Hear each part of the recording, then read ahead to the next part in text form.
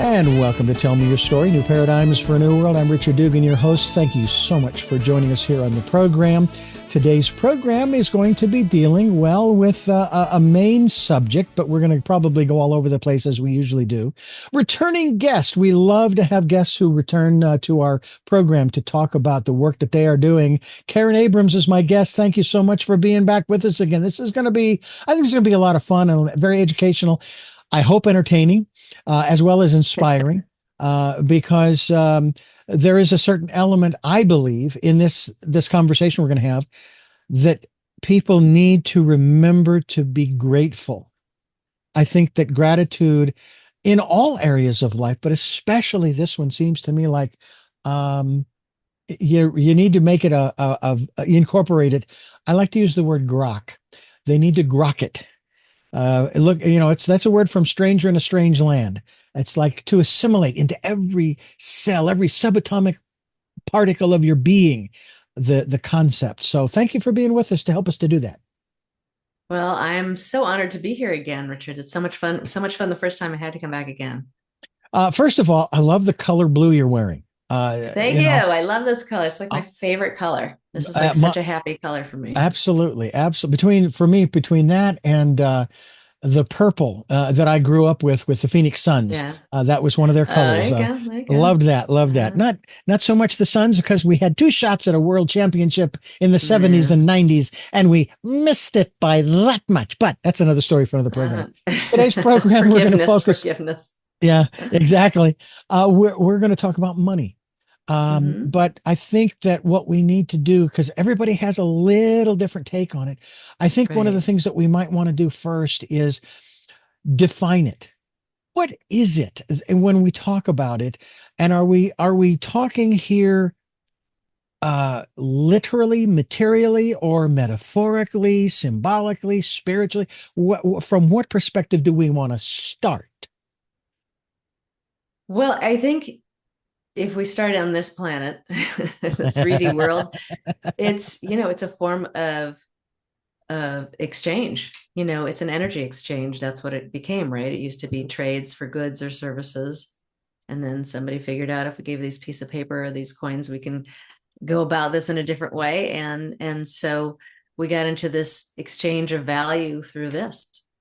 And it certainly is a indicator of the value you have, that internal value that you have. One of my favorite quotes from one of my mentors is one where she says, your net worth will only go as high as your self-worth. And I think that's a really great indicator of what's out there and where you put yourself, especially if you are an entrepreneur. And, but other people, going into work and finding a job, and it's this much money for this job, and these are the kind of jobs I keep getting. And so I think that energy that, I believe that the universe reflects back what you put out into it.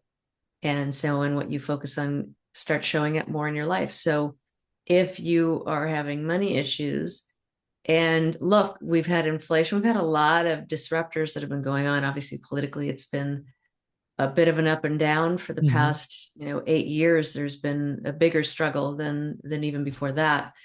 And that tends to get people to vote for their pocketbook. And even when it doesn't necessarily help them, which is kind of wild, but, there's also misinformation that's in there that helps them vote against themselves, essentially. So it's a big subject. It's one that I think of it, as a healer, and I do this work called Theta Healing, which is all about doing a process that helps you connect to your inner wisdom and your subconscious mind so that you can shift those beliefs and those feelings that are causing you to either, be held back in your life because you believe you're not, you're worth nothing and nothing ever is going to go well for you, or I'm always going to struggle with money. It would be one of them too, right? Or you have feelings that have put a mark on you, like trauma. We can have poverty or money trauma, and people can have all sorts of trauma and all sorts of grief. I usually think about money issues as life issues that have hit your wallet. right? Mm. And you don't Mhm. know, for everybody, it's going to be something different. And we can talk about changing these beliefs on the subconscious level, which is really important because what you believe and what you feel, right? You're just going to pull more of that experience to you because your ego and your mind wants you to be right. See, I Mm. knew life was hard. I knew it's a struggle. It's a struggle for every penny. I knew it. I'm right. I'm right. I'm right. And that gives us that sense of security, not comfort, Yeah. but security that I know how the world works. This is the way it works. This is the way it's worked for me. And this is the way it's worked for my dad, my grandfather. Life has always been this way. And so, and even when we want to come out of it and say, yeah, I know that, sometimes we still have those old ancestral beliefs that are there messing with us with this new thought of, I can create my own reality. I can change that. Those things can change. And then you get this other part that's saying this, right? It's the devil and the angel on the shoulders. Hmm. And so that conflict can create a weird energy signature, for lack of a better way to put it, so that you'll get money and then it'll go away. I like to call those a snapback. Have you ever had those where you get like a downfall of money Yeah. and then all of a sudden, your radiator falls out of your car Yeah. and there goes the money? Or, you find out there's a plumbing issue or there's something, whatever it is, it's something or a health issue gone. And you're like, well, I'm glad I had that money to give to this thing, but why is that something that's happened more than once? And that's usually because of a complicated relationship with money. And I also just believe that money is that place where we can love ourselves or we may not. It just as much as any other relationship, that's a relationship that needs to be tended to. Yeah. So we've got self-fulfilling prophecies. We've got the outside Right. messages from coming in. We've got the experiences as you just described, inflow, Yeah. money comes in, goes out almost as fast, and those kinds of Right. things. And this is where I mentioned earlier about gratitude. Let's talk about Right. the money that comes in and then goes out just as fast. The radiator falls out of the car, for example, and Right. what have you. And instead of being upset over the fact that, oh, I was going to use that for something else, being Right. grateful, oh, thank God that money was there so I can take care of the radiator and keep the car going, you know. Right. Right. And then Yeah. we also have, from the philosophical perspective, we have, and of course, I was born and raised Catholic, and of course, Uh-huh. read the Bible several times, especially the New Testament, where Jesus Uh-huh. talks about how his disciples are all bent out of shape over where are we going to sleep tonight, and what am I going to wear tomorrow, and what are we going to eat? No, no, no. And he says, wait a minute, hold the phone. No phones back then, but anyway, I was to say, uh, even though it wasn't invented, this is what he meant. that's what he meant. That's exactly what he meant. Um, do you see that bird up in the tree? That bird doesn't work. It doesn't toil. And yet it's taken care of. Look at the flowers, the lilies of the field. Today, look how beautiful they are. And tomorrow, they're going to blow away in the wind. And yet, you are one of the creator's creation, if you will. If you want to use the child analogy, what have you. How much more will you be taken care of? So we have that perspective of, hey, don't worry about it. You're going to have what you need. And then there's that other aspect too of what you just talked about as well in terms of, oh well, life isn't fair and this and that, the other, and you can justify that Right. Yeah. statement by looking at the people who are, and I don't even know what term to use anymore, the homeless, the houseless, Right. Yeah. et cetera, et Yeah. cetera. Uh-huh. But those people who do not have a structure to go into to lay down their head and Right. keep their Yeah. clothes in and their Uh-huh. food and so on and so forth and their families. Mm-hmm. And so we have, it seems like, Karen, we have a lot, in a manner of speaking, we have a lot to overcome. Mm-hmm.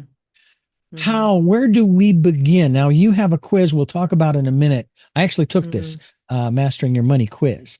Uh-huh. Um, and we'll go over that in a moment. But from your perspective, especially with the Right. theta healing that you do, Mm-hmm. where do we begin, those who are listening or watching, Uh-huh.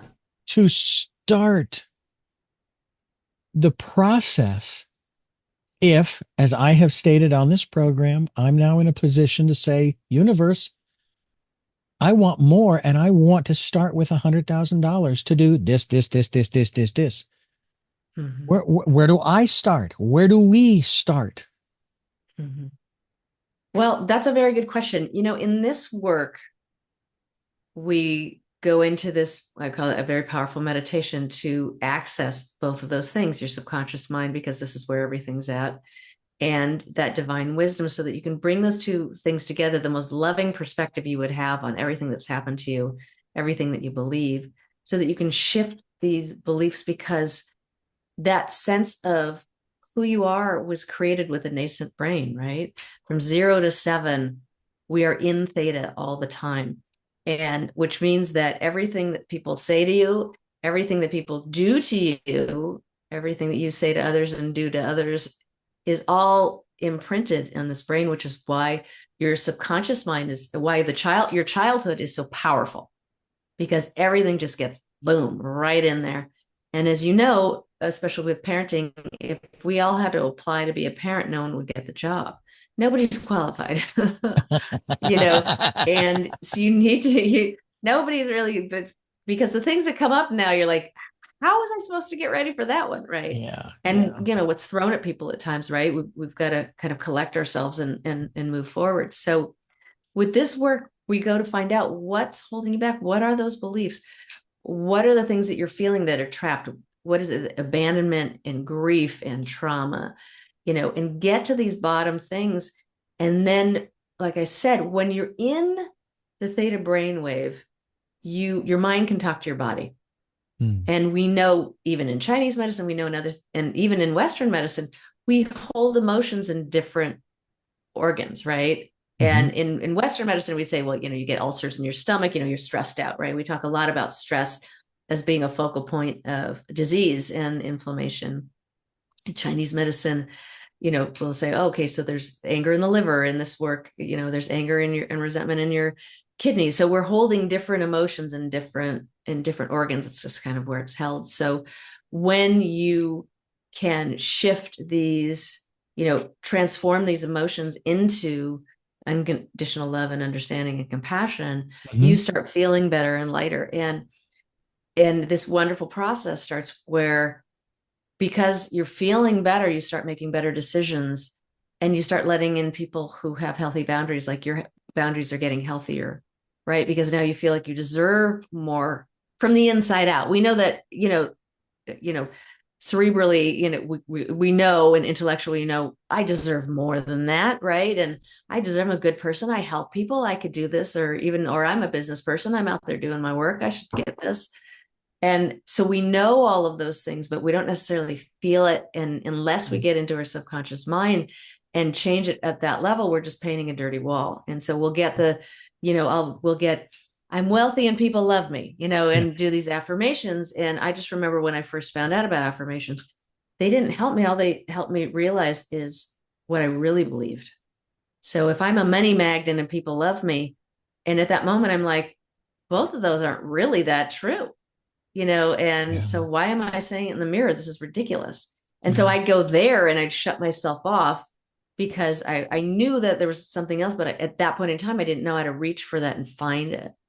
And so we can come from that space and really get in there to change that stuff. And then it also helps you with procrastination, because we have these barriers where we know there's something we should be doing. And we're like, I don't want to do that. I don't want to do that. Right. There's probably something, that you can do that might help out, and you're not doing it because it's too much of a pain in the butt, or I'll suffer because of it, or I'll have to leave my wife for a little while to get it done. And you're making a choice over a choice. Yeah. And, things like that. And so what happens is those invisible barriers start going down, and it's like, oh, I could do that. Yeah. Oh, I could do that. I want to stop you there for just a moment. Yeah. I want you to help me I want you to clarify something for me. The difference between, because you talked about deserving. Yeah. All right. Now, my mother's 90 this year. My father's passed on. They sent us children, all 6 of us, their last will and testament like years ago. I remember reading through it, and I will inherit certain things. Okay. Right. But I don't know why this went through me. After I read it, I'm going, they didn't leave me anything. And I almost called one of my sisters to say, what's the deal? How come? And I thought about it, and I thought, now maybe I'll call my mom. And no. And then I got that internal, will you please reread the will? Reread Hmm. it, boy. Uh, I did. I did. And it's uh, like, oh my God, it's right there. What is my yeah. problem? I almost made some phone calls that would have gotten me into probably a lot of Right. hot water. Needless Right. to say, what I want you to define the difference between deserving, and to me, that inheritance, if you will, because I'm Hmm. their child, I Hmm. deserve, and I'm not saying that, let me back it up. Deserving versus entitled to. And I know a lot of people who they're in the will and they Uh-huh. think they're entitled to, or Hmm. the government. They think that the government, they're entitled to this, that, and the other thing, as opposed to deserving. Hmm. Talk a little bit about the juxtaposition. And maybe there are other words that I'm not using that would better split that atom, if you will, in terms of recognizing, hey, I am worthy versus look who I am, give it to me. Hmm. Right. I believe that the worthiness has to do with, like we said, the value that you believe that you already have. Hmm. I understand that self-esteem is also like a value that you reflect off somebody else. So if you Mm. treat me poorly, then I think, oh, well, I'm not, I'm not worth it. And so I think poorly of myself. And entitlement is has that extra added, it does have deserving in it, which is healthy. And entitlement tends to have, and the way that we use it now Hmm. is that it's already in place, that there's been practice here, that it's already been given for no reason, right?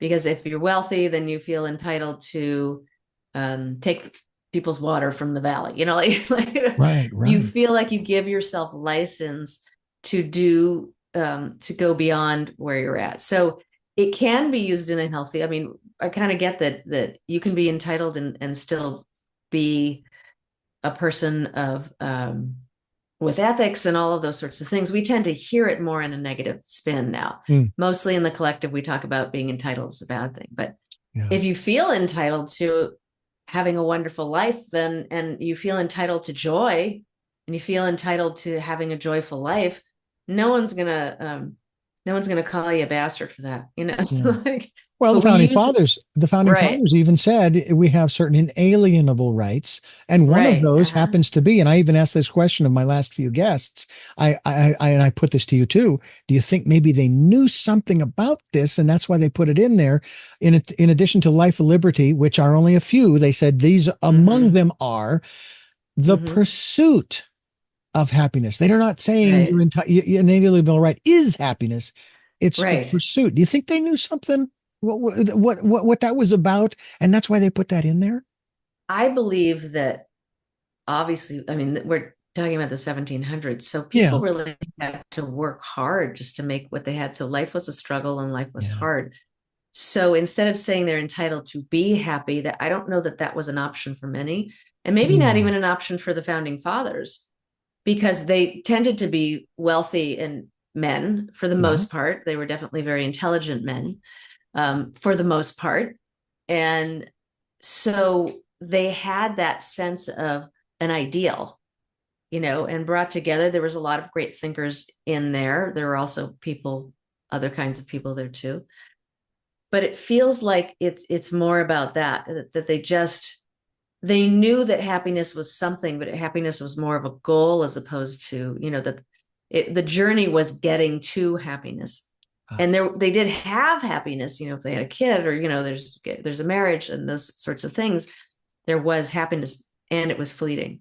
yeah, Because, I mean, think about what life was like, yeah, there were no toilets, I mean, like, there's no yeah, sewage, there's no sewer systems there, there were different things that we find that is just, so we feel entitled to having a toilet in our house.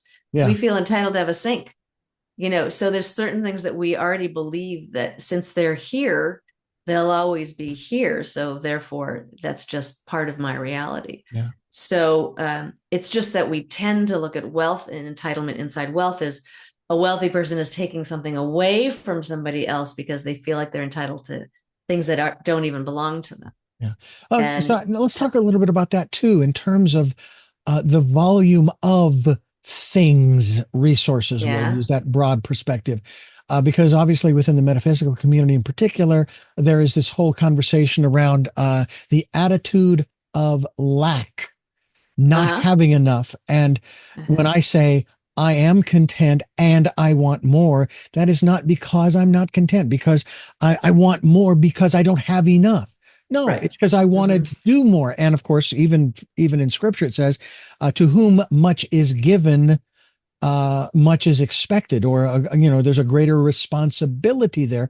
And I'm good Uh-huh. with that. I understand that. So talk to us about, Yeah. because that's really is a ingrained in us, especially here in this country that has so much. Right. You have to work hard to make a living. You have to work hard to achieve your dreams. Yeah. Yeah. And that's the, oh gosh, what were they called? Who are the pilgrims? I am so sorry. I'm having a mommy brain moment. Well, They they were were certainly the religious who came over here to get away from Puritans. Puritanical. Ah, there Sorry. you go. There they go. We went ding, ding, ding, ding. Thank you, Puritans of universe. 50. Yeah, there you go. You came in. So they came, they're the first white Europeans to stay. Hmm. How's that? And then so they kind of made the imprint of life is hard, life is unenjoyable for the most part, and Hmm. then you procreate and then you die at some point in time, and then they also began to believe that this land was given to them by God after Hmm. they were persecuted, and so they came out here to do that. So these were the first Eurocentric belief systems that people were coming into when they came to this country.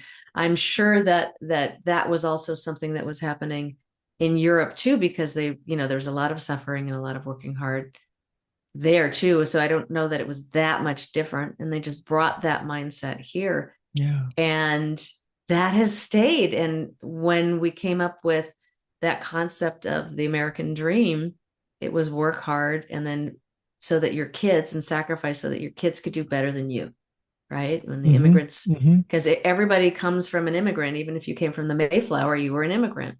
Yeah. You came here and you're just some of the first people who came over, or the first Europeans that came over.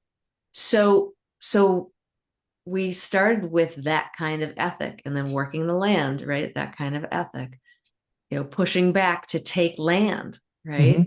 It's like uh, we're the ones who are blessed by God to do this. And that was their belief. And they thought, and they had to do what people do when they take over countries. They had to demonize or objectify the people who are already there and say, well, they're godless people and they don't deserve to live. They need to be converted and all of those sorts of things. So we went on a whole other path and pushed all the native people, right? All the Native Americans to different places. Hmm. And so, but that became part of the struggle too. Yeah. So not only were we fighting for wherever nature, can we grow our crops and can we feed ourselves? Then we were having battles with Native Americans who just wanted to be on their land. They didn't feel sense of ownership. They just were there. This is where they lived and they shared it.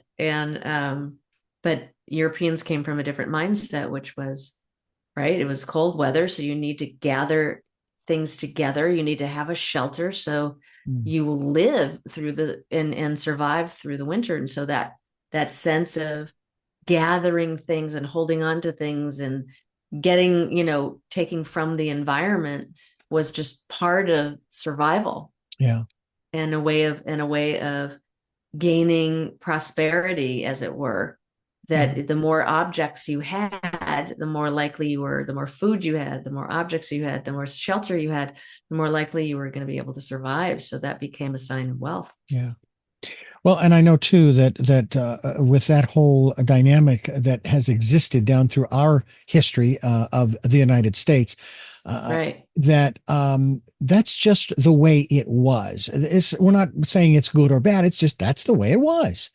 And I find it a little frustrating when I hear people criticizing this kind of conversation that we're having, being taught Uh-huh. in classrooms, and oh, you're trying to get people to hate America, and no, we're not. We're trying to take No, we're just a look at the truth of our history, you're the right. Yeah, good, the bad, and the ugly. It's because, absolutely. quite honestly, it is all of that that has made us who we are as a country. And it is all of Yes. that same concept that has made each one of us individuals who we are today.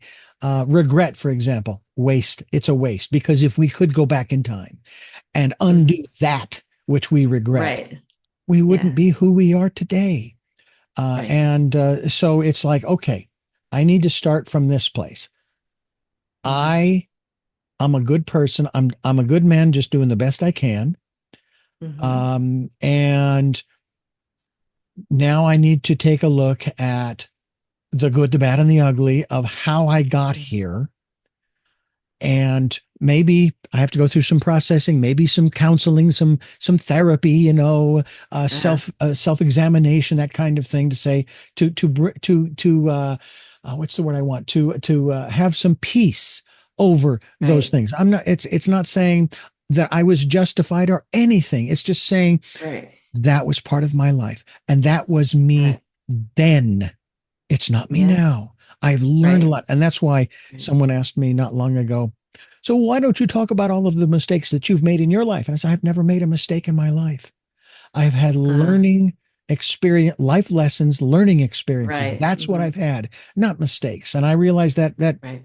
goes against the grain of what is referred to as the Judeo-Christian ethic in this country, supposedly. Right. But it's like, wait a minute. I thought we had, under the First Amendment, freedom of religion. And my religion, or philosophy, as I like to call it, is that Hmm. my beliefs of yesterday are not my beliefs of today, are not my beliefs of tomorrow. I'm learning and growing and experiencing and so forth. Hmm. I want to experience more when it comes to this whole aspect of, and we'll now put a finer point on finance. And we're going to talk more about that Hmm. with Karen Abrams here on the program, as we talk about also the Theta Healing that she has developed. And we're going to talk more about that here on Tell Me Your Story. And I'm Richard Dugan, your host, and I thank you so much for being with us here with Karen Abrams. And Karen, this is a fascinating conversation that we are going to have here as we continue talking Uh-huh. about, um, if I was to paint a broader brush stroke, if you will, it would be Right. abundance, Uh, prosperity, right. and so forth. A finer point might be finance, banking, and so forth. And you have a quiz that is available from your website Right. that people Hmm. can take, and they can go Hmm. there. By the way, what is that website, so that we can start giving that out and people can, while they're listening, they could even take that quiz? Awesome. Okay. It's called Think, but THINK. So Think Theta, THETA.com. All And right. yeah, just when you go onto the website, the quiz will come up and it'll give you an opportunity. It's really fun little quiz. And I take it every once in a while, I'll go and take it too. And what it does is it gives you gives you a viewpoint of where is your relationship with money right now. And then it gives you a theta healing meditation, which really means, and we'll talk about, and you'll experience it later, is energetic downloads of healing your relationship wherever it's at Yeah. so that it can elevate into something else. And also I just like to say that one of the best things that you can do on the ground, and this is why when I do energy work with people, I'm also giving them practical tools because we got to work on this planet. We can't just Hmm. meditate in a cave and everything's fine. And this is more of a process, but it gets you into a meditation brainwave because we know that the theta brainwave is a learning brainwave. We know it hits our subconscious. It's also our insight and our creativity. Hmm. And so all these wonderful things and that connection, and it's all these wonderful things. So to get into that state is really great. And it's right when you're going into your dream state. So right when you know you're kind of tipping off, but you're not here, you're not there, you're just Hmm. you're Hmm. just in that hallucination.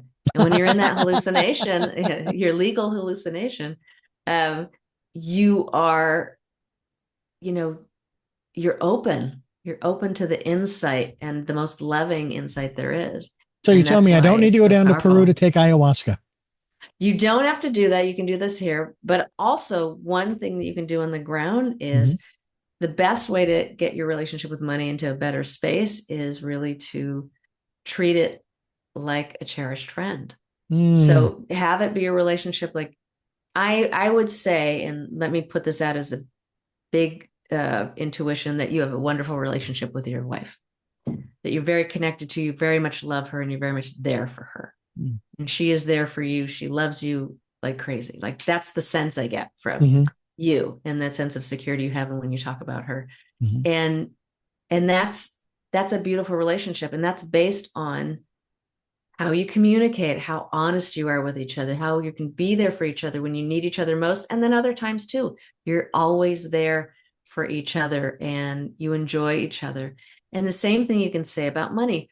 If you have a complicated relationship with money, it's because it's not as good as that. But Mm. you can take what you do in your marriage and you can translate that into your relationship with money and say, okay, so honesty. I need to know how much I'm spending. I need to know how much I'm making, right? Enjoy yourself.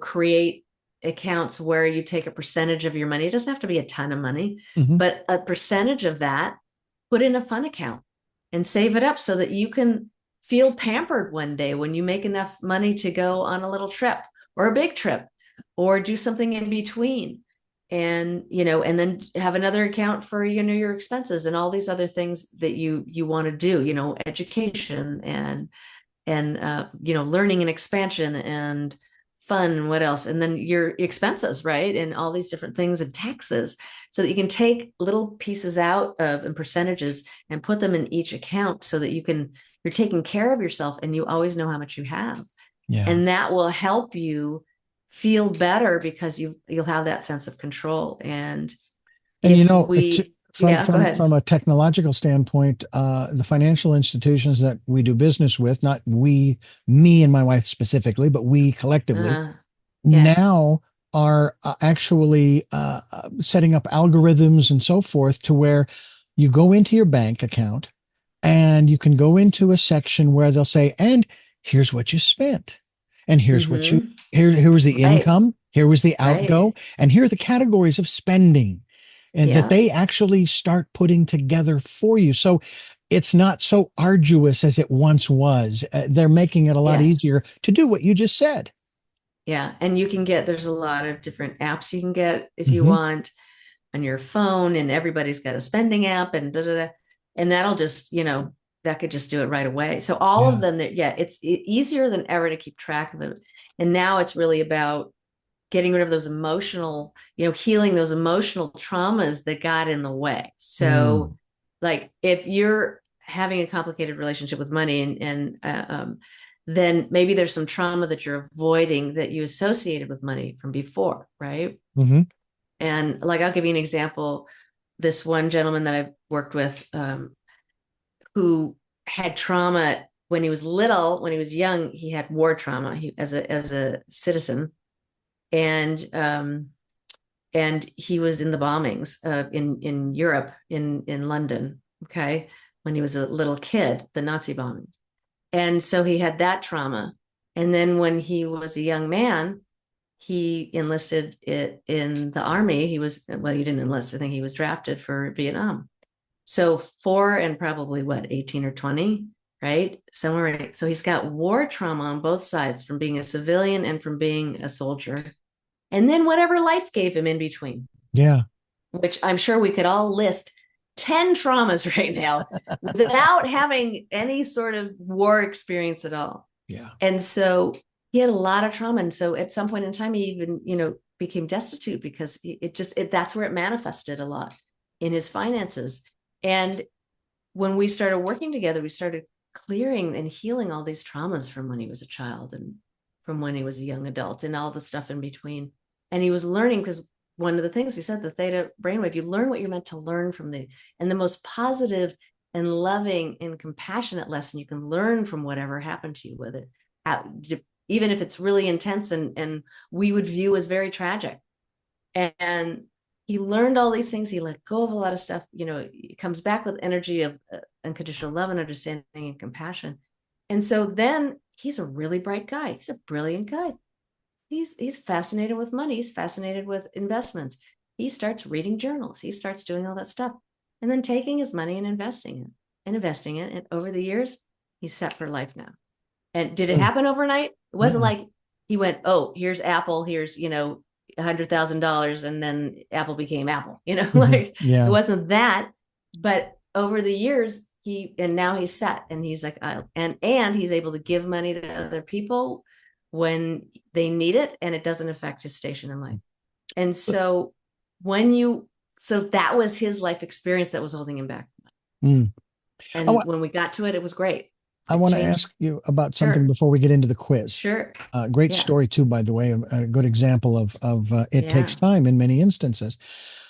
What about the difference between, because people talk about this all the time, especially within the more philosophical community, shall we say, the difference between free will to choose, as I talk about in my book, choices, the difference between that and what they talk about in terms of destiny, predestined, preordained. The script has been written. It's in concrete. There is no changing it.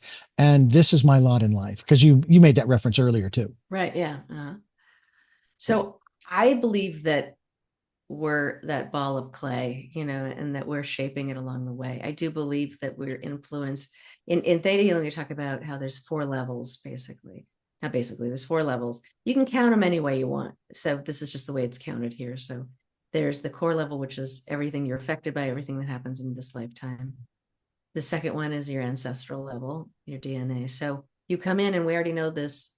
We already know that we're carrying the traumas, right, of our ancestors. We identify with our ancestors. We identify with their suffering and what they believed and all those sort of things. And then we've got history level, which is our past life level and our collective consciousness. And then the soul level is the deepest part of all of those other 3. So there's a lot of people on your board of directors for everything that you do.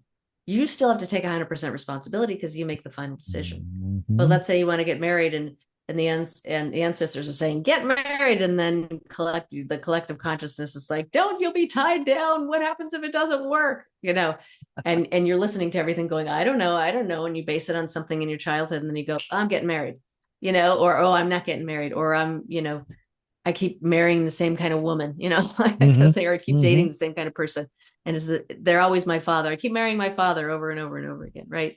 There's patterns that happen in our lives. And so we want to get in there and really be able to change those deeply embedded patterns into something else. And then they can change slowly. It can change quickly. Everybody's different. I used to that analogy of the individual walking in a meadow, carrying their will in the palm of their hands, and they've got it cupped in front of them, saying, I just want to do God's will. I just want to do God's will. And they toss it. God catches it, is compressing it while tears are rolling down God's face, and basically rears back and hurls it back, hits them square in the forehead with their own will compressed to a baseball.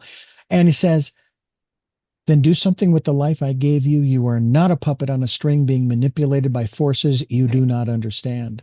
And some of those forces are not external. As a matter of fact, probably 95, maybe 99% of them are all internal because of, again, what you talked about earlier, the traumas.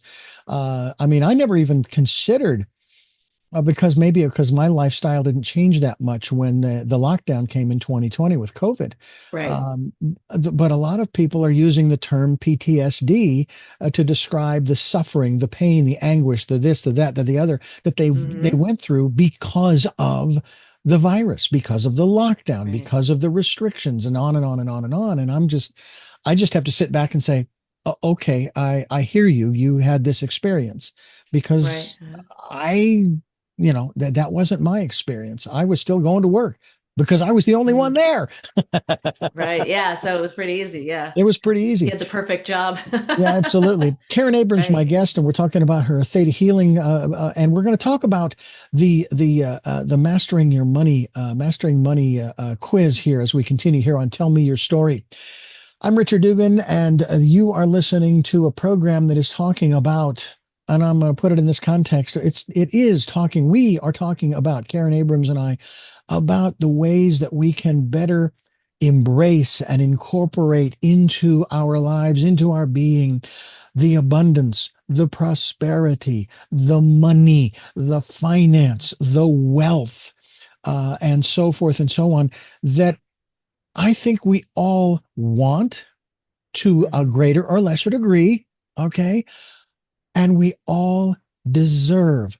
And I'm going to make the differentiation, Karen, between that we all deserve because of who we are, who we Mhm. are, and not entitled Mhm. because I'm better than this person over here and this, and Right. I have then all these categories of I grew up in this city or this state, I grew up in this family with this last name, blah blah blah blah blah. That we deserve it because of who we are. And again, that goes back to what you said earlier, the self-worth. Right. Yeah. Let's jump into this quiz. Break down the categories. We can go through the questions too, but what are the categories of these the sections of this quiz? And yeah, you can use mine. Let's use yours. I haven't looked at it in a little while, so I don't remember the categories I must offhand. have looked at it once real quick, and I must have missed the meditation. Uh-huh. Oh yeah. At the bottom, you get where it says, "Oh, if you're a money avoider, then do this meditation." Yeah. Okay. Uh-huh. So what are the categories? What's the breakdown? So let me look because I have not looked at this in a very long time. So we're gonna do homework together here. I did do it though. Yeah. See. I know you did because I have it in a PDF format Yeah, file that I exactly. was just So looking let's at a little while see. ago, and Oh, it was accurate, especially in the context of the first two categories that I know are in that right. list. Mm-hmm. And it's not so much that I felt bad that, oh, gee, I'm a penny pincher and I'm and I don't, Uh-huh. it's like, no, it is not a judgment. It's an evaluation. It's just saying that's where you were Absolutely. when you took the test. Right, Okay, so go ahead. exactly. So first we talk about how you relate to money. Hmm. Okay. So you could I'm asking questions like, will you avoid balancing your checkbook? Are you afraid to see how much money you have in the bank? Do you Hmm. wait to pay your bills till you're warned about it? Or do you pay your taxes at the last minute? Do you avoid making a budget? Okay, so these are some of the questions. Can you count on other people saving you financially? Are you embarrassed that you don't know enough about money? So these are just some of the ways that we relate to money just personally, right? That's that personal relationship that we have with it. And if you think about this, what if you related this to a person, right? Hmm. So you could say, I don't talk to you till I need you, right? I only call you when I need you. Otherwise, I avoid you. So when you call me, I never call you back. Mm. That creates a lot of resentment, right? And a pushback, like, I don't think they're that good of a friend, right? And I'm counting on you to save me. Mm. Hmm. If you think about that, then let's see. I have to answer all these questions in order for me to move on. This is so funny, so I'm just going to put no on everything. I Just understand. One of the other things too, as you're doing that, is uh, the aspect of one's own intuition, and I yeah, can share real quickly that I had a situation a few years back where there was this financial situation that was developing, and I right. had this plan. I had a Uh-huh. plan, Mm-hmm. and I kept getting this prompting. No, you need to do this. And I Mm-hmm. go, no, that's completely opposite of the plan that I have. Mm-hmm. And Mm-hmm. persisted and persisted, and finally I acquiesced. I still made Mm-hmm. the choice. I'm still responsible, but I acquiesced. And a few days after I made the decision and I took the Uh-huh. action based upon the choice, Uh-huh. I looked back and I went, wow, I am sure glad I did that 3 days Right. ago because if I hadn't today, it would be a lot worse. Yeah. Yeah. Yeah, you kind of knew, you could look at it like there's an angel on your shoulder and Yeah. whispered in your ear if you want, or is that your intuition knowing Yeah. before Either you way. really know? Yeah. Either right? way, thank you. Yeah, right. Thank you. Either way, thank you, thank you, thank you. I Yeah, feel so blessed and grateful that absolutely. I got there before. So Yeah. the second, it looks like the second is now. So that first one, they're based on archetypes, which then you find out which one you have. Hmm. First one was about, are you a money avoider? The second one is a penny pincher. So Hmm. there's questions like, are you tight with money? Do you believe your money could all go away in an instant? There's never enough money. Getting a good deal is more important than getting good quality. I'm not doing all of them. You have a hard time spending money on yourself for luxury items or even practical gifts. Yeah. So Well, I will share these are the you. kinds of things. Yeah. Yeah, What? I will Go ahead. share that my wife has sort of inculcated in our situation, our relationship, and in Uh-huh. me, the perspective of buying quality and Mm-hmm. taking care of what you do buy and what you do have, Mm-hmm. rather than my perspective for a long time was always, nah, if it breaks, I can always buy another one. And I remember an interview many years ago with a gentleman who wrote a book called Built-in Mm-hmm. Obsolescence. And I'm Oh, going, interesting. what? Why? Uh, And of course, it's of course to help to boost the economy. And I'm thinking, wait a minute, hold it. Why would I want to buy something that is the warranty's 3 years, and at the end of 3 years, literally to the day after the 3 years, it breaks down, and now I have to go buy another right. one. Right. Right. And Right. that's why when I talk with people about, well, do we buy American? Do we buy Right. Ecuadorian? Do we buy Chinese, Japanese, German? Right.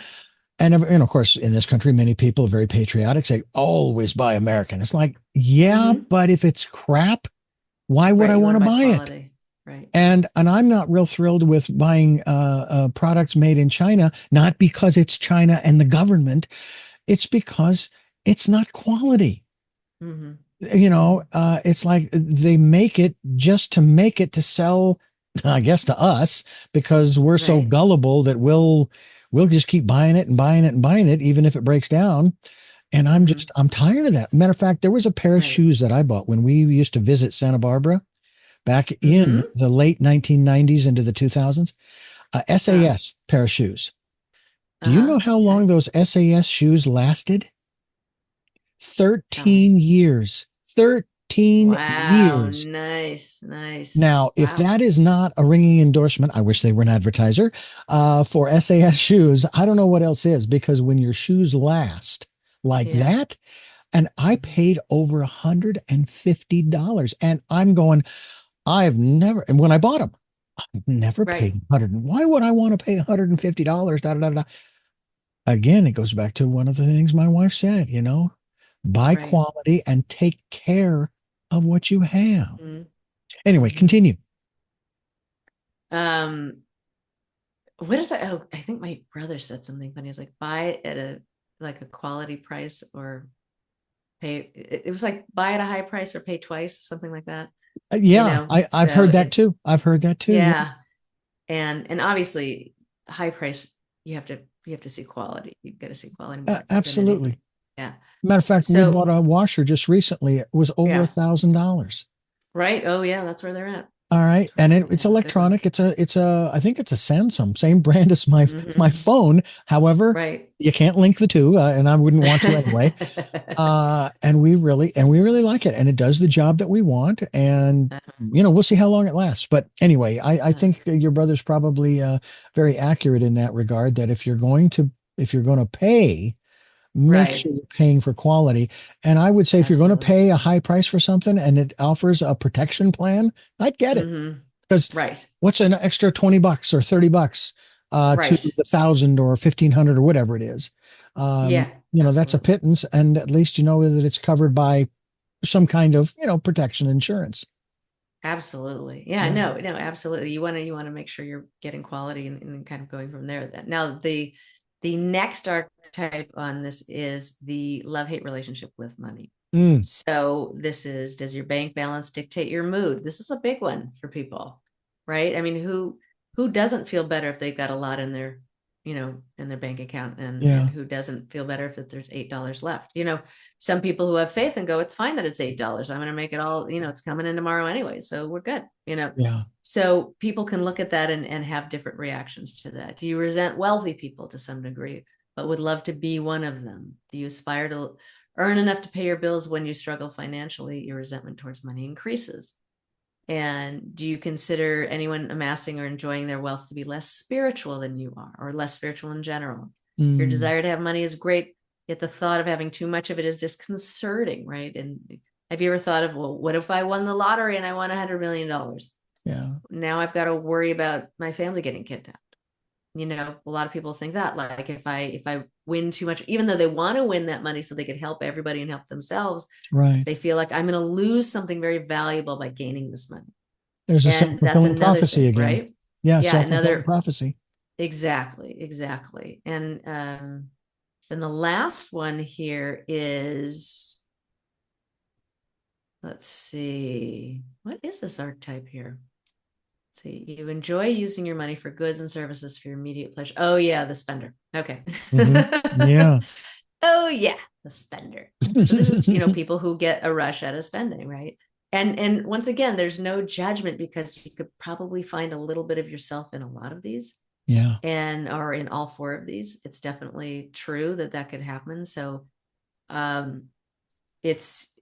this just gives you a marker of where you're at now, and then gives you, like I said, these energetic downloads to help you improve that relationship, move it up, move it to become more healthy, which is what, that's all you want. You want to have a good, healthy relationship with money, and then it's going to come back to you. It's going to support you, and it's going to help you move forward. So here we go. Do you enjoy buying gifts for others, helping out and treating people? You're willing to spend money to make life a blast.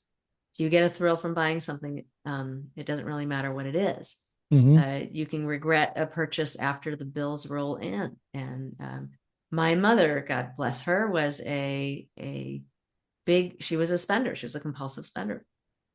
And so I remember when she was moving from one house to the other, we found in her closet, in this beautiful closet, there were beautiful clothes that still had price tags on them. Oh, wow. Because it was the rush that she wanted, and boots, gorgeous shoes. I was so upset that I didn't wear a 6.5, because I was an 8.5. I couldn't even squeeze in it if I wanted to. Get the, like, great shoes. Like, that's just so sad. Yeah. And so Well, I have a hat that I wear. I used to wear it during the interviews, but because I can't get the lighting right, my hat would disappear as I would move around. But I have three of them. I have three of them. Now, one of them is a work hat. I will use it here on the hill when I'm working outside. But I have two others that I actually went ahead and I bought a steamer, because when I went to send it to the cleaners to get it cleaned, the cleaning was as expensive as if I just bought a new one. And it was still perfectly good. All I have to do is steam it a little bit, pat it and all this kind of stuff. And I can clean it myself, and it'll be just fine. It'll look fine, and so forth. Again, it's another one of those things, taking care of your things. Right. So yeah, it's interesting. And and I fell into each one of those categories, in terms of, I'm a penny pincher in the sense that I monitor. And that was the other aspect of the first category, in that it's not that I am afraid. It's not a question of, who balances their checkbook anymore? All you have to do is go onto your app, and you can see where you are, and you can see what's pending, right? And Yeah, what's cleared. Exactly. So they've made it, once again, they've made it very easy. But what I would do is I would be checking that throughout the day, not only to see what has cleared, but also to make sure that nobody had stolen, because this happened to me twice. I went to a gas station, used the debit card, and the next thing I know, $1,300 had disappeared to someplace, believe it or not. I tracked it all the way to Malaysia. I got the money back, of course, but but I watch from that standpoint. So I don't know if that falls under that category of necessarily balancing your checkbook, but I'm certainly observant. I'm watching, making sure that, okay, oh, good, the rent check cleared. Oh, good, the car payment cleared. Groceries, and the balance goes down and down and down. And it's like, okay, Right. but we still have enough in there to cover the rest of the bills. And this is Right. something I think we talk about going back to what I said at the beginning of the program, being grateful, even if it comes in and goes out. Be Right. grateful that it was there to pay for the electricity and the car insurance and the Mhm. groceries Right. and whatever else it is that somebody needs. My wife likes, she has her needs for a certain kind of shampoo. She has a need Hmm. for a certain kind of face cream, and so on and so on. Hmm. With me, a guy, I don't have those kinds of things, but I've got a prescription face cream for rosacea, but that's a whole nother thing. Uh, That's different. That's medical more than anything else. But I think that aspect of gratitude for whatever mhm. you have. And Yeah. then I want to talk a little bit in terms of these categories as well. This aspect of making room for more, Hmm. even though, all right, let's just say the bank account only has the $8. I've got room for plenty, but Right. that's Yeah. not where we need to make the room. The bank account, it's got more than enough Right. room, Right. Right. but that's not Right. where we need to make the room. Where do we need to make the room? Well, in your Hmm. allowance, in your receiving, now, and in your heart, exactly, Hmm. in your heart, because like the people who work with me tend to be people who are the rocks in their family's life. They're the rock of their friends. They give great advice, and they're also caught in that sandwich generation, right? They're taking care of kids that are coming up, and they're taking care of aging parents, Mm, and then they have a business, or they're professional, or something like that. They're working, so there's a lot of places where everybody else's needs are getting met before yours. yeah. And so what happens, what's really interesting about that when I really was diving into it is that they become the best place to cancel plans was with yourself. The easiest place instead of calling somebody else and saying, I can't go to lunch. Sorry. I know you have a big problem. You wanted to talk to me about it. I get it right. And this is the way that women were raised, right? To sacrifice ourselves and help other people. That's just an earning our existence. That's the way we Hmm. earn our existence. Yeah. And so when you come from that kind of place, you start breaking these little micro promises to yourself all the time. And think about it this way. Remember when you're a kid and your parent said, I'm going to take you to blue blah blah, right? I'm going to take you to ice cream. We're going out to dinner tonight. And you're like, I've been waiting all day to do this thing, or I'm going to take you this place, right? Right. Yeah. Yeah. And then it's 5 o'clock, you're ready to go. And I can't do it. The client called. I can't go. I'm sorry. I have to do this other thing. Your grandma called. I have to go over whatever. And you're like, but you promised. Mm. You promised. Right. And we were so upset. And your parent is, I'm so sorry, honey, or whatever, whatever happens right there. Right. But you are devastated that they used the P word. And then it didn't happen. It's supposed to happen when you do that. And so when you make these tiny little break these little micro promises yourself, I'm not going to get a chance to meditate today. I'm not going to get a chance to take my walk. I've got to go here. No, I can't play my guitar. I can't do this. It's crazy. I have too many things to do. All these things are happening. And so, there's fires here. There's fires here, right? You're putting out all the fires. So pretty soon, those little micro broken promises add up to a whole bunch where we lose faith in ourselves Mm. and faith in our ability to change our lives. We don't believe we can do it anymore because Yeah. you've never kept your promise to me ever. Yeah. So what am I thinking that you're the one, the me of you, right? The you of me, that I'm going to be able to do this when? What, right? So Yeah. we have to lean into giving ourselves that time again, giving ourselves time to do the things that make us happy, because a lot of times we've forgotten how to have fun. And you can do things simply. They don't have to be, rent a Rolls Royce and go out with your friends partying. Yeah. You don't have to spend money to do it. You can do it in a very reasonable way, in that way where you're just doing something that you love to do and remembering what used to make you happy. If you can't remember what's going on in the moment, of what Yeah. makes you happy, just lean back and give yourself 5 minutes, give yourself 10 or 15 or 20 minutes, and make a little date with yourself that's unbreakable. Now, obviously, something comes down, you've got to, if there's emergencies, obviously, but if there's anything less than that, Yeah. then doing that rebuilds that trust you have in yourself, Mm. rebuilds that confidence you have in your own ability to change your life and how you feel. Hmm. And that's where we have to start to gain that confidence and that trust back. Because then we'll trust the universe more too, without being, we don't have to believe that God will provide all the time. In order for, if we don't believe that, what I mean, it's we want to be able to get into that state, but still see what's going on around us, right? Yeah. And still add our actions and our energy to what we're doing. I do believe that this lifetime we're co-creating, that it's not etched in stone at all. Yeah. And I think there's lots of potentials for greatness to happen, because you're born with these musical gifts and you can play 7 instruments by the time you're 6 years old. You came in with a gift. Let's focus in on that gift so that you can give that to everybody and everybody can see. Is that your destiny? Sure is your option, right? But if you want to run away from your gift and nobody knows how good you are and you just want to play for yourself, well, maybe you'll make yourself happy, but you won't have that destiny of the great blah, blah, blah, right? Yeah. You'll go somewhere else. So I just think we have the choices, like you're saying, there's choices we're making and there's decisions we're making along the way as we find out what our gifts are and do we want to share them, and we want to do that. And that gratitude is so important to feel like you have a rich life and to know where you have that rich life, and the more you focus in on that, whenever it's going to show up, the universe will keep giving you reasons to be more grateful. Yeah. It's just part of those laws, of giving and receiving and of gratitude.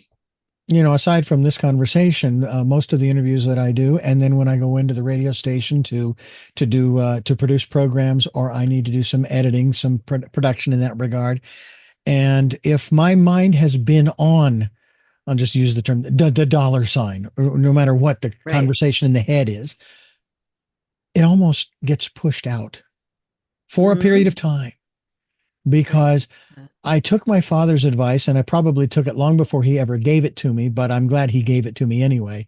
And that was, Richard, you need to find something you love doing, because you're going to be doing it for a long time. Don't get stuck like me, which he did not. And I was fortunate. There have been 2 jobs in my lifetime that I loved and love doing. One of them is what I do now as a broadcast producer in this career of 45 years. The other one started when I was in 8th grade as a paperboy.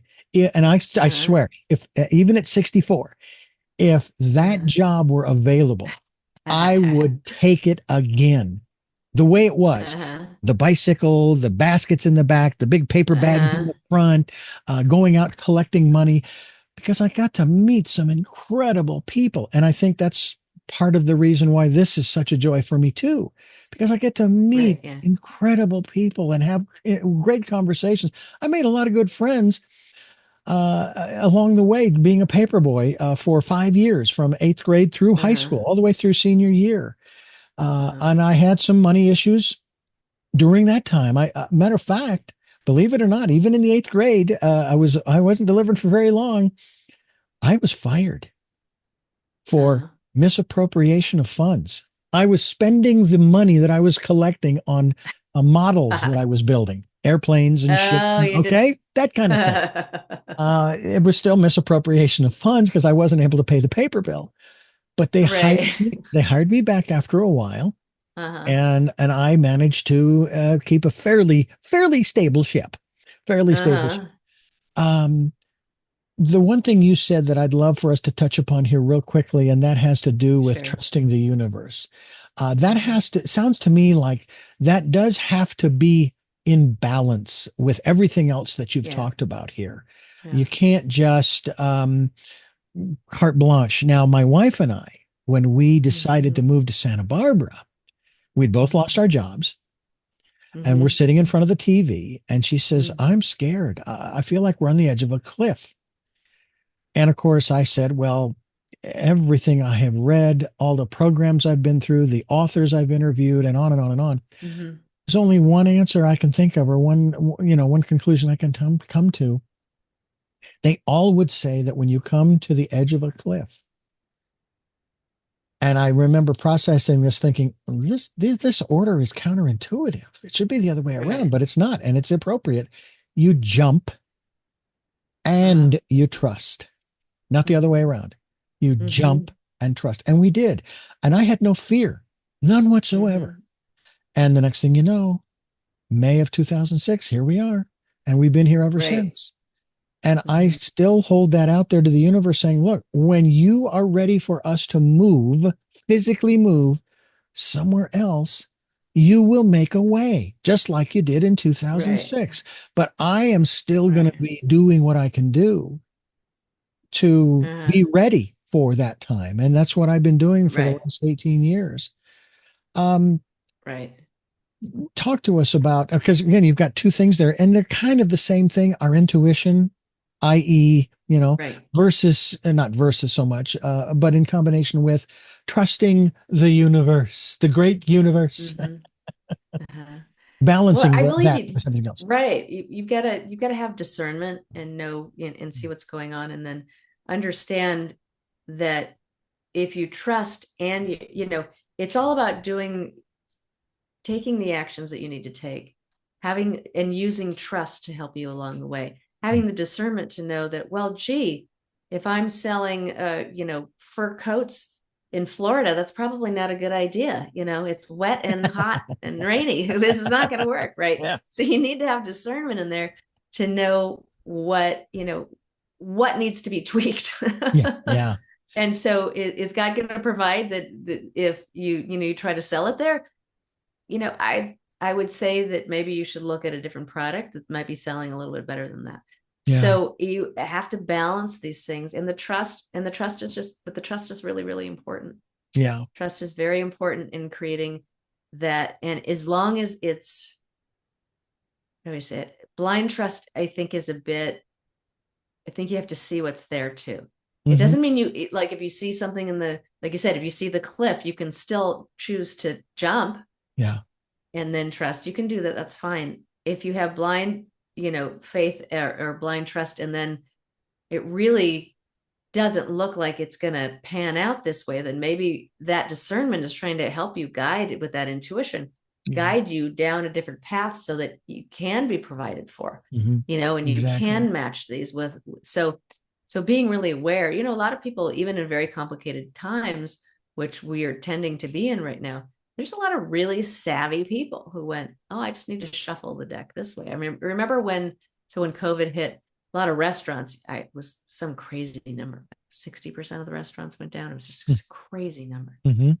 But I just remember there were some places that were about 20 minutes away from here that were restaurants and that were like popular, but they decided to start delivering produce, right? Yes. And they took their delivery people and they said, hey, you want produce? We'll send you produce. So, because we know you can't go. And so it was brilliant and simple. It was like, oh, they get all this food. Why don't Yeah. they, let's pass it along. Yeah. And people shuffled the deck in ways that still use their talents and their gifts. Hmm. And then some people didn't. And that's the thing about fear. Fear is a completely natural emotion for us to have. It's Sure. just that if it takes over our lives, we don't go anywhere, right? Yeah. We run into the forest fire. We don't run out of it. Yeah. And so it just freezes us. And that's when we've got to figure things out. I had this woman or kind of an example of that, where she grew up in a very emotionally abusive house. Okay. Parents had tempers, especially dad. And she tried to earn her existence as much as possible through achievement, so that she was kind of appeasing the lion, right? The angry lion in the house. And so that when she got older, she was old enough to get jobs, she started getting jobs where she had the same kind of parent in a boss, right? It's someone who Hmm. gaslit, who blamed her for their problems. And so this was going on from job to job to job. And so we worked on healing all that trauma that she had in her childhood mostly, and then the traumas that happened along the way because she was kind of dating the same boss, so to speak, right? She kept courting the same kind of, energetically she was so used to that unconsciously she was attracting that into her life to work it out. And so when we worked on all this trauma work and healed her, and I always call this work like the lightest way to let go of the heaviest things in your life. So we're not going back and going, oh my God, this thing happened, and oh, I can't go back to the house where this happened. Right? We're not doing that. We're No. saying No. this energy has stained you, it has marked you, and all of those people who are traumatized and want to traumatize others are looking at you and going, Mm. oh, you have no boundaries. I can get you. I can get you to do what I want. And Yeah. so you kind of just attract each other. But when you heal this stuff this way, saying this is just trapped energy, let's learn what you're meant to learn from the situation. Let's let go of it. Let's bring that love and compassion in there and move on. Then you Yeah. get to go somewhere else. And that's what she did. And she finally found a job. So amazing. She's got an incredible boss. Same thing, a company that really needed her help and her expertise. And the problems started showing up. She started solving them. And he was like, thank you. And all the people who were working there saying, thank you. You are a godsend. Oh my gosh, you're the best thing that's ever happened to us. Yeah. And she's being supported by the boss. Like just like you're doing a great job. I know this is really tough stuff we've been working on for a while, but keep going. I love what you're doing. We're really grateful for you. Yeah. And so finally, after all this time, all that stuff cleared and all that stuff cleared. And let's bring back into this. She started leaning into what made her happy. Mm. And instead of just Mm. sacrificing yourself for other people and helping other people, Mm. she went back and went, what do I need? Oh, I think I need meditation. What else do I need? I think I need to do things that I really love to do.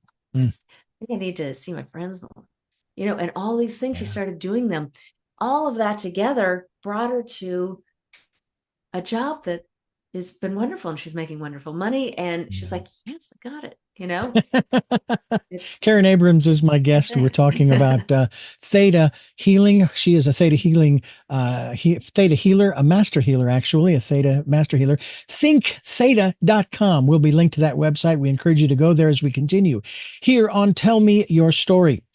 This is Tell Me Your Story. I'm Richard Dugan. Karen Abrams, my guest. You talked about a meditation. Now, I know that Yes. probably at the end of these questionnaires that we answer, we get the results back, that it's maybe Right. is it a little different meditation for each questionnaire, Yes. or is it a, so to speak, one, I don't want to say one fits all, but it's the one that you recommend for people if they want to change their mindset, raise their consciousness when it comes to money, and so on and so forth. Can you talk to us about that and how we can do that? Well, with all of these things, we said the money avoider, the spender, the love-hate relationship, and the penny pincher, right?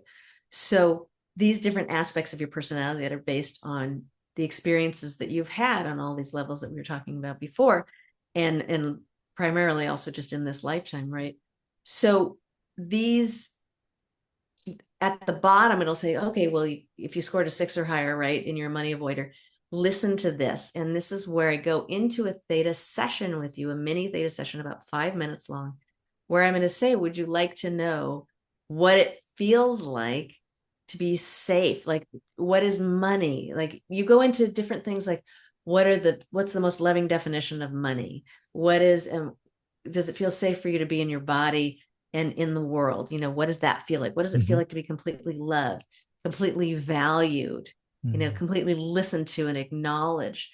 Because it might be that the reason you are an avoider is because there was so much trauma in that space that you couldn't get away from it. So these are ways you're getting these feelings, because when we don't know what it feels like to be loved, it's very difficult for us to find someone to love and have them love us back, because the person that we're going to find is going to have the same negative beliefs that we have. So if I find somebody who doesn't know what it feels like to be loved, and they don't know and I don't know, we have the opportunity to figure it out together. And or we don't figure it out and we sabotage the relationship and we go in different directions, right? Mm. It happens a lot.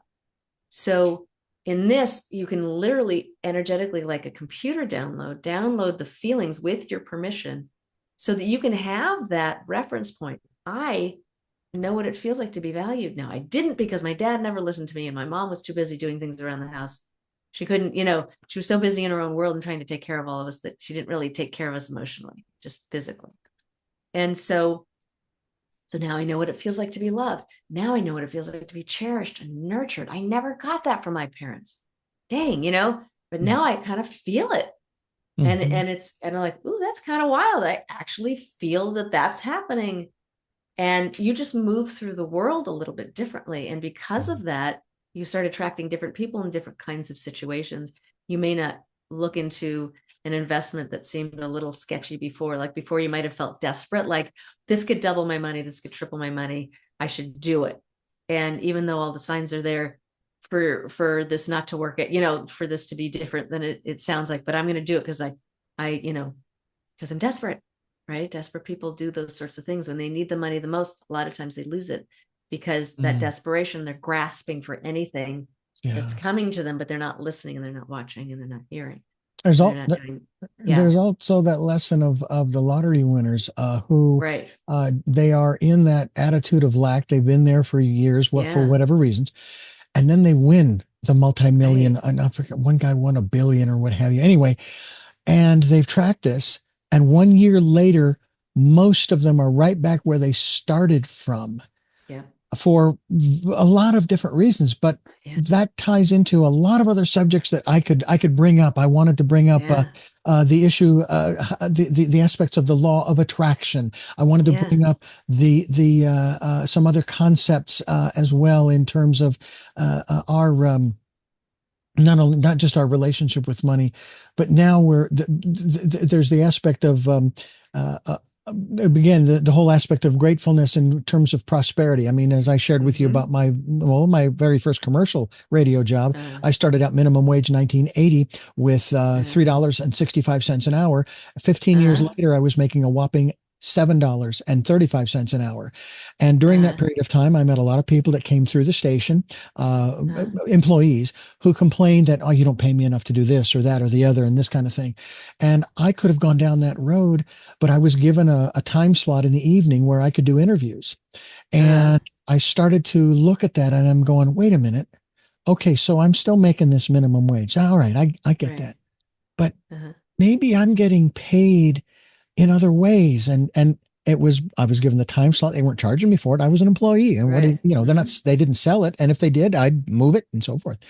I'm getting the contacts. I'm getting the materials. I'm getting the experience. Not only in terms of like doing the interviews, but also the scheduling and all of that kind of stuff. And I was also learning about comparative religions, the different sects of Christianity. But we had this attitude around there that there wasn't enough. And I thought, no, I'm not going down that road. Because it didn't feel right. Kind of like what you were just talking about with this one example. It didn't feel right. And it may not have meshed real well with the status quo. I didn't care. I was already rocking the boat as it was, because I would have people on like yourself, but I would use the vocabulary that I knew that the listeners would relate to rather than maybe what we've been using here. And it was wonderful. And I'm very grateful for that experience, that 15 years, along with everything else. And I just have this feeling that a lot of people they're beginning the process of starting to take an assessment of what they actually do have in their lives. And I know you're helping them to do that too. Yeah. Yeah. It's so important to focus on what you have as opposed to what you don't. And I was thinking about this today and a few days ago too, is like, if you look at the places that you find challenging in your life, there's usually, you revisit it with disappointment. Like, let's say if it's money or like your business, you want more clients. And every time you look at your business and you go, oh, I just never have enough clients. I'm so disappointed. It doesn't matter how much I work at this. I never get more clients. So lame. It's so, but you always dive into, whenever you think of your business, you always dive into that disappointment, or I don't know how to market and I hate doing it and I did it right, whatever it is. But every time you go to that place that you have that challenge, you go into those really negative emotions, really negative beliefs and perspectives. And then you go, and then I thought about that. I'm like, well, that's what's caught, like at some point in time, right? The tail's wagging the dog. Yeah. And so all of those thoughts and feelings are just continuing to perpetuate bad decisions and closing yourself off from any real solution because you're so disappointed. And everyone can be disappointed and mad and things like that and outraged. It's a human thing. Sure. We're allowed to have the emotion. And then once we have it, then where do we go? We got to go somewhere else afterwards. I always say that, like, anger is a great emotion. because it's very powerful. And if I'm mad at you, it might be because you did something that I don't believe I deserved, right? So I'm Mm. setting a boundary and I'm like, you know what, Richard, that made me really mad when you did that. And then, and so that gives you that deserving. Now, if I held on to that when I left and went, Richard's such a this and a that, and every time I think about Richard, God, I hate him so much. He did this thing to me. Who's losing, Yeah. right? Yeah. Who's losing? And so it just perpetuates this anger and this anger and this anger. Yeah. And I can never be your friend. Or there's always going to be a barrier between me and you because of that. Yeah. Instead Yeah. of right. And so there's these emotions. It's okay to be disappointed. It's okay to have these things because it's telling you something, that a desire you do have versus a desire that you don't. And now you're being able to identify it. Yeah. Then it's like, you got to switch it around. I'm looking forward to finding a solution to this. Yeah. This has been a challenge for a long time, and I'm really looking forward to finding great advice on this and moving forward in this place, because then I can do something. But the other, rah, rah, rah all the time, just not getting you anywhere. Yeah. Pointless. Karen Abrams, my guest, and we are talking about Think Theta, thinktheta.com.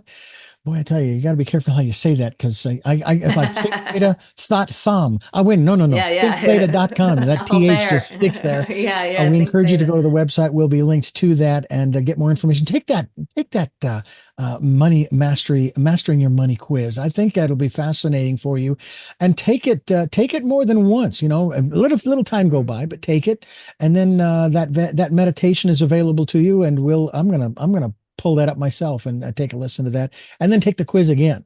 And see where I fall. But this is a fascinating conversation. I'm Richard Dugan. This is Tell Me Your Story, New Paradigms for a New World. We're giving you choices and knowledge of those choices to help make your dreams come true. We're here with Karen Abrams. And Karen, before we wrap things up here, because we've gone way long, and I'm so glad we have, and I thank you for giving us so much time here on the program. We're going to have you back, because I do want to talk about some other areas as well. And we can talk about money, but we can talk about some other areas that you also help people in. And we'll define those as we move forward. But I really do appreciate the abundance of time that you've given us here on the program. Oh, it's been my honor. I love, you're wonderful. Your community is amazing, and I'm so honored to be here and be of support. It's great. I'm going to ask you those 3 questions that I asked you the last time, and that I ask even returning guests, because sometimes the answers change. Before I do that, I want to let you know that I thank you, folks, for listening to Tell Me Your Story, New Paradigms for a New World, where we're giving you choices and knowledge of those choices to help make your dreams come true. We are here on Sundays at 7 a.m. and 7 p.m., Monday mornings at 1 a.m., Wednesdays at 9 a.m. for a special edition of Tell Me Your Story, and Monday through Friday from 8 to 9 a.m. And that is following the news, streaming live at those times at richarddugan.com. We are podcasting on SoundCloud, iTunes, TuneIn Radio, Spotify, Stitcher, Player FM, Blueberry. We're on YouTube, where you can watch these conversations. And we hope that you will subscribe, as well as click notifications, so that the next time I post a conversation, you'll be notified and you'll be able to listen in and hopefully be entertained and educated and inspired as well.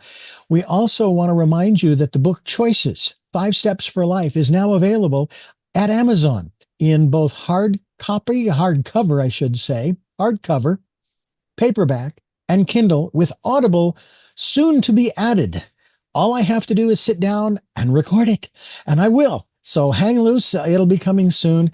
And we also hope that you will take time during this decade of perfect vision to listen to that still small voice in that quiet, peaceful, calm place that sometimes has been referred to as, your inner closet, if you will. All right. Or that inner space where you can, where, by the way, a fascinating part of this is no one else can get to. I don't care what technology they have. Nobody else can get there. And Karen, I used to look for a place on the planet where if I could just get there and get away from everybody.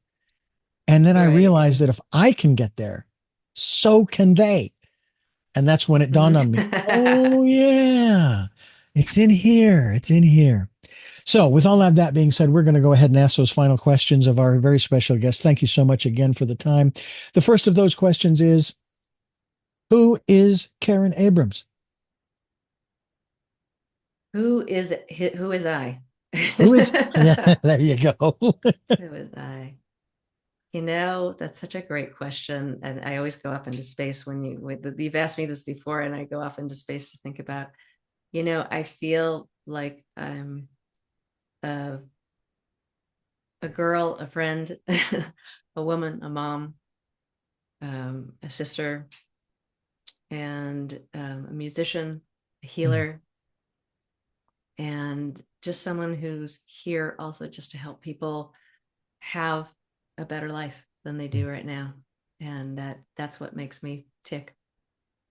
What gets you up in the morning? Knowing that I have another chance to live my purpose, and to be of service to others, and Mm, a chance at feeling joy and having other reasons to feel happy during the day. mm. And finally, what was your best day? What was my best day? So I won't say that every day is my best day. I will say that some of my best days have been when I really feel completely free. And one of the best days that I ever had was a day actually when I was in Hawaii on the Big Island. And it was the day we were actually going to leave, but we still had time before we were going to leave and get on the airplane to go to this one beautiful beach that had turquoise water. It was just really gorgeous. We just got in the water and it was like a bath. And I just felt like I could stay there forever. I'm sure everyone there, why people go to Hawaii. I was in the most beautiful, gorgeous place on the planet, at least for me. I was in the most beautiful, gorgeous, clear water, and I was still on my vacation, and I really seized the moment instead of going, oh my God, I can only do this for 5 more minutes and then I have to go back home. I just stayed in the moment, and because of that, it's felt like it's eternal because I can always go back there anytime I bring myself there. Mm. Once again, thank you so much for this abundance of time. And we look forward to having you back again to continue this conversation about the work that you're doing to help folks. We encourage people to go to thinktheta.com. We'll be linked to that website. And until our next broadcast, podcast, videocast, love to all. Jeanette, I'm still listening. Dad, continue to be happy because I am. Smokey, I'll see you on the other side. And to my dear friend Zorro, aho, aho.